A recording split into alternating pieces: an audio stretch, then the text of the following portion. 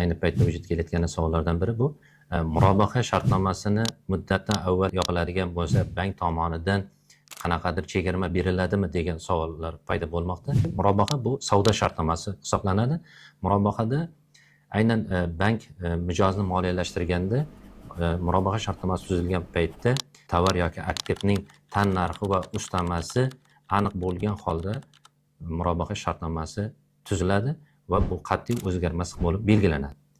Endi savdo shartnomasida agar mijoz ma'lum bir muddatdan keyin deylik 5 yil muddatga olingan moliyalashtirishni 1,5 yil muddatda yopadigan bo'lsa, to'g'ridan to'g'ri avtomatik ravishda bank menga mana shu olish kerak bo'lgan foydasidan ma'lum bir qismini o'tish kerak, voz kechish kerak degan narsa bo'lishi mumkin emas. Chunki islomiy banklar o'zining ixtiyori bilan o'zi xohlagan holda voz kechishi mumkin. Chunki murobaha shartnomasida bu oldindan narx yoki bo'lmasa o'sha kelishilgan qiymat oldindan belgilanganligi bois mijoz oldida bu majburiyat qarz majburiyatiga aylangan bo'ladi.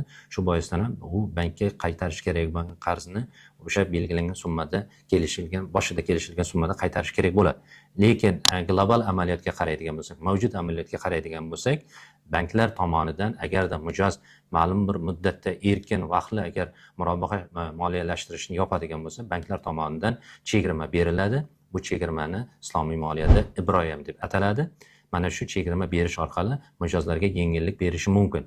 Lekin shartnoma tuzilayotgan vaqtda mijoz va bank o'rtasida shartnomaning ichida mabodo mijoz vaqtli mana shu moliyalashtirishni yopadigan bo'lsa, chegirma beriladi degan bandlar kiritilishiga yo'l qo'yilmaydi. Mabodo bu bandlar kiritiladigan bo'lsa, bu islom moliyasi talablariga zid bo'lib qoladi.